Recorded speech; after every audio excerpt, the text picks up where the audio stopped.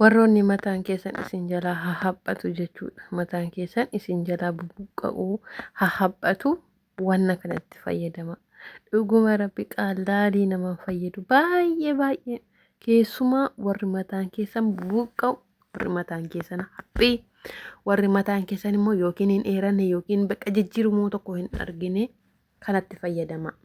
Qulunfulli, abasuuda gurraacha, talbaa, roosmarii, beeliyaan,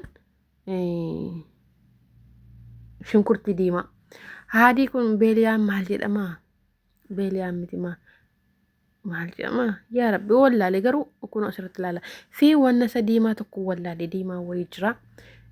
Keessumaa roosmarii fi beeliyaan miti kun maal jedhama yaa rabbi? Mana jalaa badee gaanuma agartu asirratti wannoota kana walitti funaana itti fayyadama. Yoo jijjiirama ofirratti arguu feetan, yoo mataa keessan dheerachuu feetan, yoo hawwisaa qabaatan jechuudha. Baay'ee salphaatti jijjiirama agartu. Warri mataan haphii, warri mataan keessan bubuqqa'u, kan hin dheerannellee bakka baraan achuma ka jiru. Fiixa mataa keessanii irraa xiqqoo ishii gaggabaabsaatii itti dibadhaa.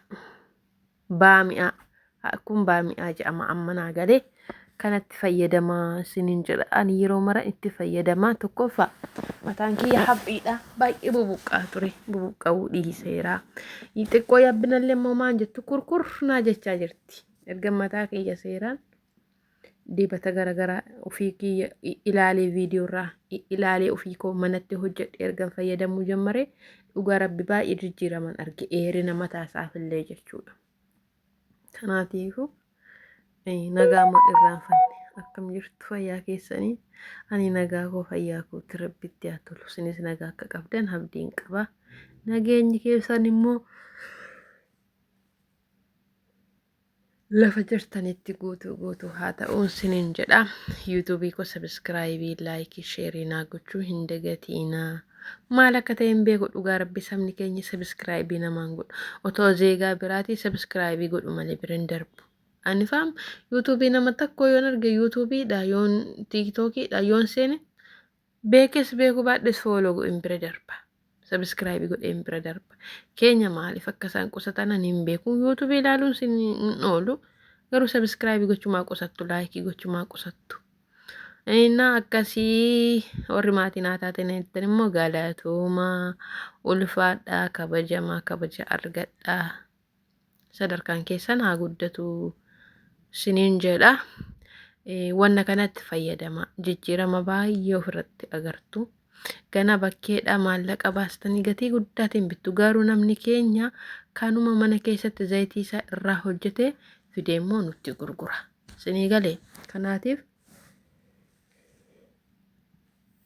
isa bakkeedha bittan dhiisaatii yuutuubii irra ilaalaa hojjetadha mana keessatti fayyadama.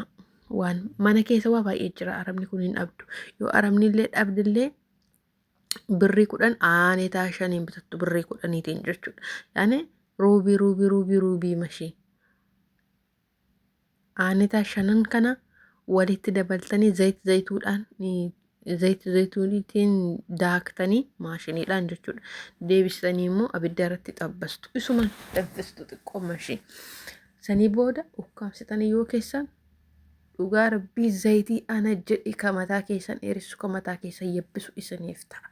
Amma qo'aa hojjedheen sinii lakkisa viidiyoosaa amma na agartu narratti ilaalaa siniin jedha darbee firee goomman zaraa hin jira biyyuma arabaa kanallee hin jira firee goomman zaraa kanaa maal gootu zayituunitiin daaktu maashiniidhaan erga daaktanii booda abidda irraan istoofirra keessanii xiqqoo ishii lablab gootanii ho'istanii otoo hin calaliin guyyaa 3 yookiin guyyaa 4 ukkaamsitanii keessu. Sanii booda isinii ta'a.